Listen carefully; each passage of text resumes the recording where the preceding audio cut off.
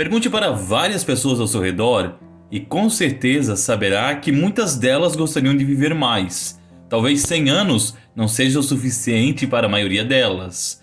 Mas na verdade são poucos aqueles que realmente morrem em idade já avançada de causas naturais. Podemos dizer, sem medo de errar, que o surgimento insistente de doenças que encurtam nossa vida tem sido o calcanhar de Aquiles da humanidade ao longo dos milênios.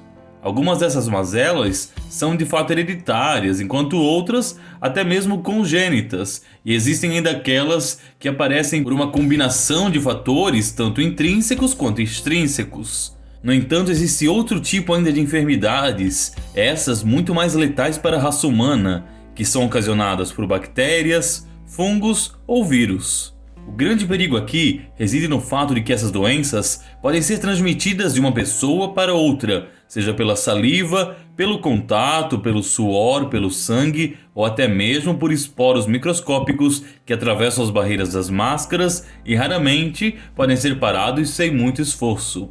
Quando a forma de contágio desses males não é humana, muitas vezes ainda está atrelada à alimentação contaminada, o que pode ser talvez ainda mais cruel. Claro que nos adaptamos ao longo da história, adquirindo imunidade e desenvolvendo vacinas que têm beneficiado e estendido a duração da vida humana. A questão aqui não é essa. O problema é que novas doenças surgem a todo instante, ameaçando a vida de comunidades inteiras e talvez de regiões ou países ao redor do mundo. Embora a ciência tenha avançado, leva-se tempo para desenvolver os medicamentos eficazes para conter uma peste quando ela surge, e falamos de um contexto onde o tempo, literalmente, custa vidas. Mas essas vidas perdidas, a despeito do quanto isso possa parecer cruel para você, foram os instrumentos que ao longo da história a ciência se utilizou para se desenvolver. Desde épocas muito remotas e primitivas, a observação de algumas enfermidades fez as pessoas perceberem de que forma elas eram transmitidas e como seria possível também contê-las.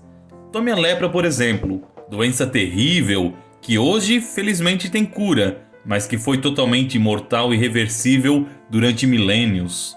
Desde pelo menos 2000 anos antes de Cristo, os judeus já sabiam como ela funcionava e progredia de indivíduo para indivíduo, e afastavam aqueles com sintomas do restante da comunidade para se evitar um estrago maior.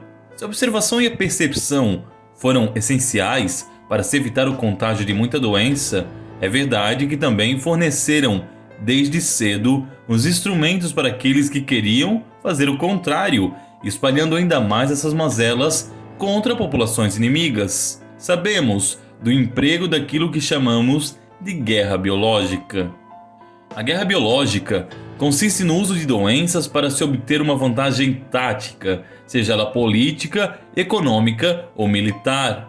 Já na antiguidade ela era praticada quando era comum durante os cercos que os sitiadores jogassem animais com pestes dentro de cidades muradas ou os usassem para envenenar a fonte de água daqueles ali sitiados.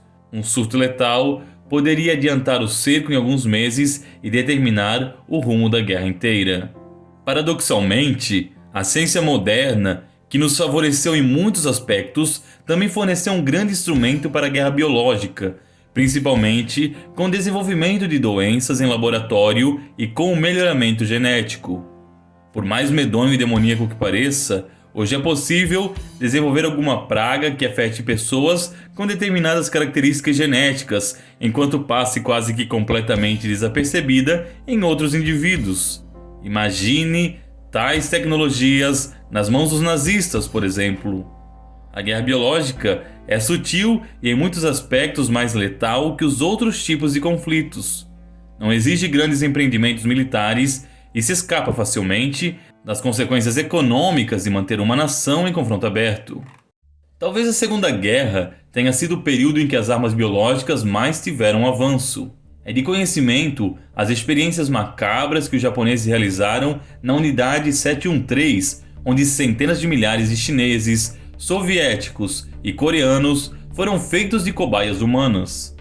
Os experimentos mais medonhos consistiam na observação, veja você, do quanto um ser humano poderia suportar de dor antes de morrer, ou de como o corpo reagiria se tivesse parte dos seus membros congelados e amputados, uma coisa bizarra que só Deus sabe. Mas o foco principal da unidade foi o desenvolvimento de doenças e de vacinas. Implantava-se um vírus ou bactéria diretamente nos seres humanos ali mantidos em cativeiro, e com isso aprimorava-se a doença, tornando-a mais letal, ao mesmo tempo em que a vacina para controlá-la era também desenvolvida. Dessa forma, os japoneses poderiam matar os inimigos ao mesmo tempo em que sairiam ilesos.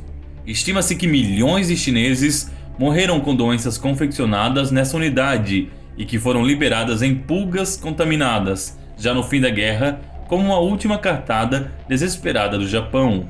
Mas não pense que os aliados eram bonzinhos e inocentes, não. Um dos maiores símbolos da guerra biológica é a Ilha Guinar, localizada na costa da Grã-Bretanha, também chamada de Ilha de Antraz. Caso você não saiba, antraz é uma doença terrível, transmitida através de uma bactéria por animais contaminados, em especial pelo gado consumido. Causa erupções, problemas intestinais, hemorragias e outros males que a tornam um verdadeiro pesadelo, tanto pelas consequências humanas quanto por obrigar o abatimento de populações inteiras de animais para evitar o progresso desse mal. Os ingleses acharam que seria uma boa ideia usar o antraz contra os nazistas, espalhando a doença pelos prados alemães e contaminando a carne consumida. Assim, obtiveram uma cepa muito mais perigosa da doença de antraz e fizeram da Ilha Guinar um verdadeiro local aberto para testes. O problema é que a doença desenvolvida era realmente muito mais letal que o esperado. Dos 50 prisioneiros e 100 ovelhas ali colocadas como cobaias, todos morreram em questão de dias, atemorizando profundamente a comunidade científica envolvida no projeto. Mas se você pensa que isso fez o governo britânico parar, se engana redondamente.